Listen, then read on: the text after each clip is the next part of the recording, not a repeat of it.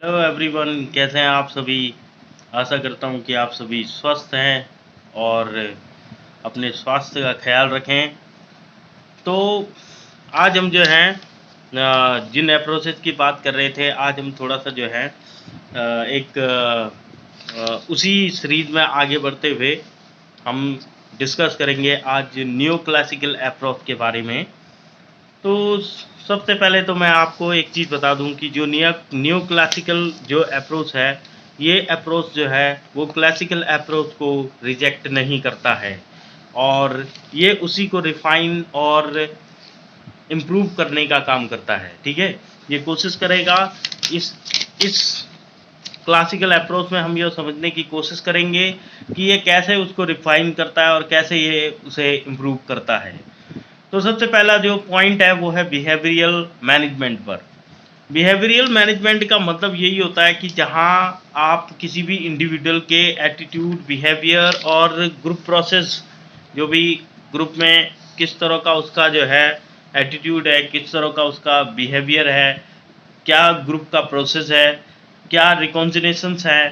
ठीक है, तो ये जो है बिहेवियरल प्रोसेस के लिए बहुत इम्पोर्टेंट है। ठीक है, और ये कहीं ना कहीं वर्क प्लेस पर भी क्या करता है, आपका डिपेंड करता है। ठीक है, तो इसमें जो कंट्रीब्यूशन किया था वो ह्यूगो मॉन्सबर्ग, जो कि फादर ऑफ इंडस्ट्रियल साइकोलॉजी है, उन्हें जो है फादर कहा जाता है इंडस्ट्रियल साइकोलॉजी का। उन्होंने जो है साइकोलॉजिकल कॉन्सेप्ट देखने की कोशिश की इंडस्ट्रियल सेटिंग के साथ। ठीक है, तो इन्होंने इसे जो है अप्लाई किया था एक इंडस्ट्रियल सेटिंग में। ठीक है, उसके बाद मैरी पार्कर फोलेट है, उन्होंने जो है कॉन्फ्लिक्ट एंड कोऑर्डिनेशन पर एक कंस्ट्रक्टिव एक थ्योरी दी थी। उसके बाद चेस्टर बेनार्ड है, उन्होंने corporate and acceptance of authority दिया। और एल्टन मायो जिन्होंने कि हाउसहोल्ड स्टडी की, तो उन्होंने जो है एक जनरल इलेक्ट्रिक डेमोन्स्ट्रेशन जो भी सोशल सेटिस्फैक्शन के लिए दिया, जो कि वर्कर्स की प्रोडक्टिविटी को बढ़ा सकता है। ठीक है, उस चीज़ के बारे में बताया। तो इसमें सबसे बड़ी बात यह है कि यहाँ पर इनफॉर्मल ग्रुप का जो रोल होता है वो इम्पोर्टेंट हो जाता है, वो बहुत इन्फ्लुएंस कर लेता है किसको, जो भी हमारी ऑर्गेनाइजेशन होती है उसको बहुत इन्फ्लुएंस करेगा। दूसरा चीज़ जो है, यहाँ पर कोई भी कोरिलेशन नहीं होता है और जो वर्क कंडीशन होती है, जो वर्किंग कंडीशन होती है उसके बीच में और हाई प्रोडक्शन के बीच में कोई भी कोरिलेशन नहीं होता है। ये बहुत जानने वाली बात है कि हमें समझना होगा, हमें समझना, यहाँ पर ये समझने की ज़रूरत है कि न्यू जो क्लासिकल अप्रोच है उसमें बिहेवियरल मैनेजमेंट के अंदर क्या हो रहा है। यहाँ पर नॉन फाइनेंशियल रिवार्ड्स होते हैं जो कि हमारे जो भी बिहेवियर हैं उसको अफेक्ट करते हैं और largely limit the effect of economic incentive plan.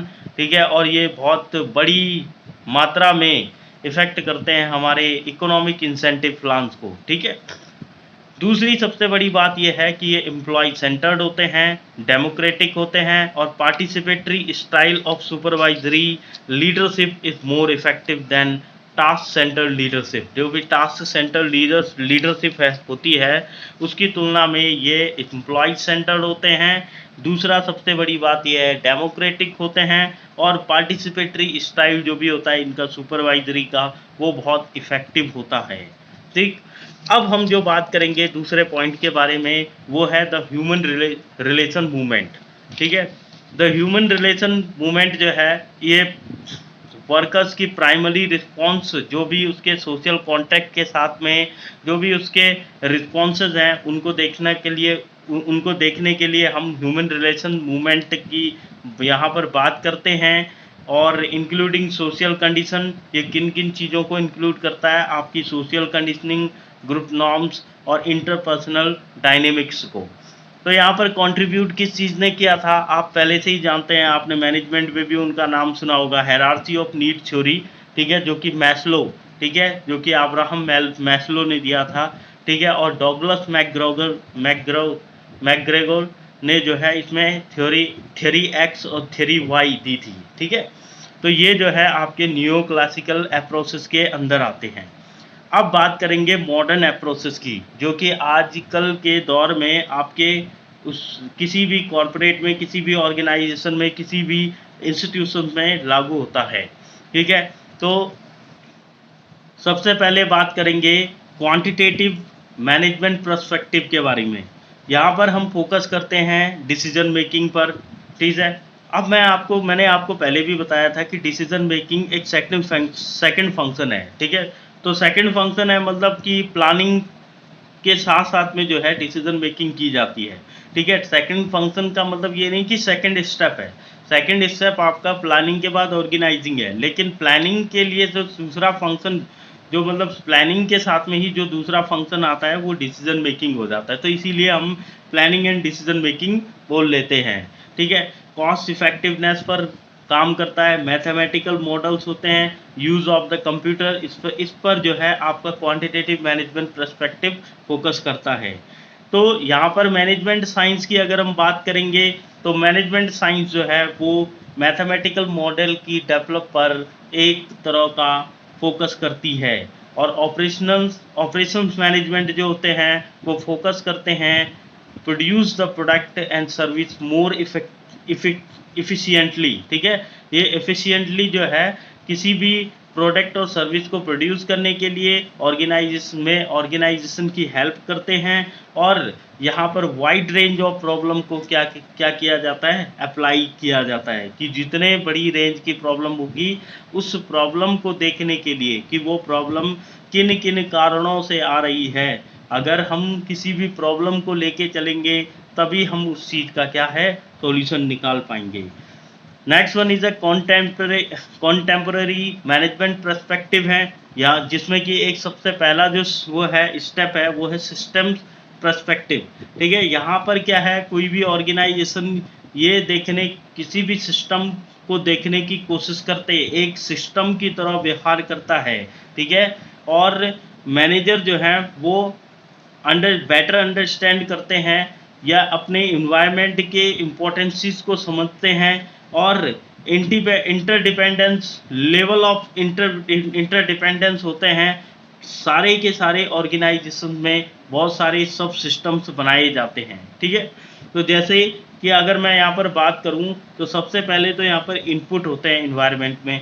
Input क्या बोल सकते हैं आप, जैसे कि मटेरियल इनपुट हो गए, ह्यूमन इनपुट हो गए, फाइनेंशियल इनपुट हो गया, इंफॉर्मेशन इनपुट हो गया, और उसके बाद क्या होती है, ट्रांसफॉर्मेशन की प्रोसेस होती है, जैसे technology, operating system, administrative system और कंट्रोल सिस्टम, और उसके बाद लास्ट में आपको आउटकम, जिसे आउटपुट आप बोलते हैं, जैसे product and service, profit and loss, employ behaviour और इंफॉर्मेशन आउटपुट मिलता है, और फिर उसके बाद आपको फीडबैक दी जाती है। ठीक है, तो हम थोड़ा सा सिस्टम्स के बारे में भी बात कर लेते हैं।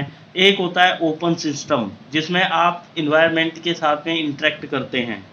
एक होता है क्लोज सिस्टम, जिसमें आप इन्वायरमेंट के साथ इंटरेक्ट नहीं कर सकते हैं। एक होता है सब सिस्टम, जिसमें आप सिस्टम के अंदर ही रहकर क्या करते हैं, किसी दूसरे सिस्टम के साथ में इंटरेक्शन करते हैं। ठीक है, सिनर्जी का मतलब होता है कि जब आप दो या दो से ज़्यादा working together to produce more than the total of what they might produce working alone. ठीक है, तो यहाँ पर आप ये देखते हैं कि आपने जो दो या दो से ज़्यादा सिस्टम जो है जब साथ में मिलकर काम करते हैं, किसी चीज़ को प्रोड्यूस करने की कोशिश करते हैं, तो फिर वो ये देखते हैं कि उन्होंने कितना जो है, सब ने जो है कितना टोटल जो है अलोन ही वर्क किया है। ठीक है, कितना उन्होंने अलोन ही प्रोड्यूस किया है। ठीक है, उसके बाद है एंट्रोपी। एंट्रोपी में क्या होता है कि ये नॉर्मल प्रोसेस होती है जब आप सिस्टम को डिक्लाइन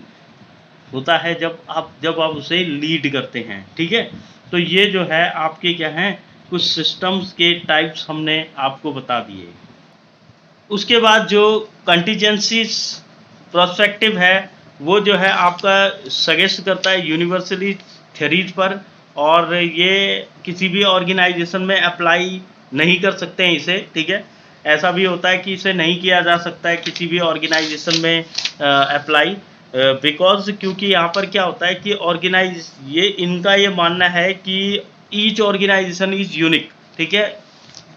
सारे के सारे प्रत्येक ऑर्गेनाइजेशन क्या है, अपने आप में कुछ ना कुछ यूनिक है, ठीक है। तो यहाँ पर जो है appropriate managerial behaviour in a given situation depend on और it's contingent on unique element in that situation, ठीक है।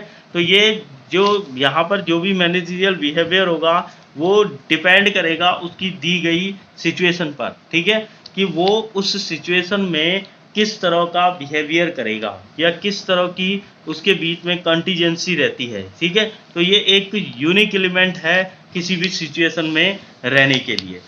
तो ये जो है हमने आज डिस्कस किए आप लोगों के सामने न्यू क्लासिकल अप्रोच और मॉडर्न अप्रोचेस के बारे में।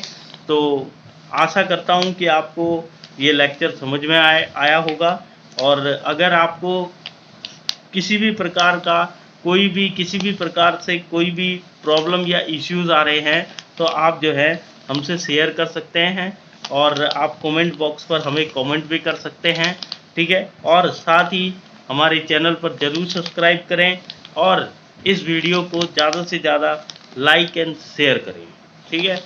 तो धन्यवाद।